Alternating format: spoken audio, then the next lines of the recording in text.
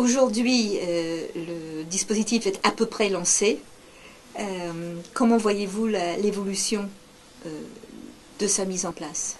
Bon, alors on peut regarder les choses d'un point de vue international, en quelques mots, et puis on peut regarder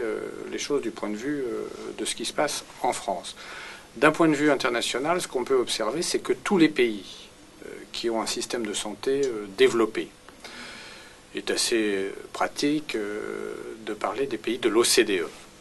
Tous ces pays ont en ce moment, à part quelques modifications de termes de vocabulaire, sont en train de mettre en place exactement les mêmes politiques, qui sont des politiques de formation permanente, qui sont des politiques d'accréditation des médecins ou d'accréditation des structures, et qui sont des politiques, en réalité, qui visent à offrir des garanties sur la pratique des professions de santé au public et aux administrations de tutelle. Donc de ce point de vue, la France, qui a assez souvent la réputation d'être un peu en retard sur les pays, notamment sur les pays de tradition anglo-saxonne, se trouve en réalité dans la vague de tous ces mouvements, ni spécialement en retard, ni spécialement en avance globalement. Alors la France a mis en place,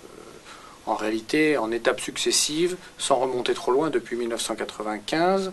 des dispositifs successifs de formation continue, puis d'évaluation des pratiques professionnelles. En réalité,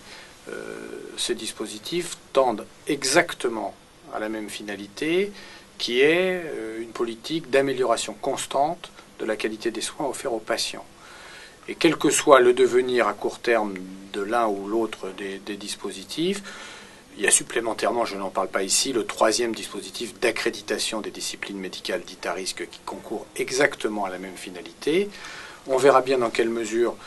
les groupes professionnels sont tentés par une convergence ou ne sont pas tentés par cette convergence. En tous les cas, comme dans l'ensemble des pays développés, on assiste à la mise en œuvre par les professionnels avec une sorte d'arbitrage des conseils nationaux de formation médicale continue et une supervision de la HAS à ces politiques d'amélioration de la qualité, qu'elles soient portées par la formation continue stricto sensu, par l'évaluation des pratiques professionnelles ou par le dispositif d'accréditation des disciplines médicales dites à risque.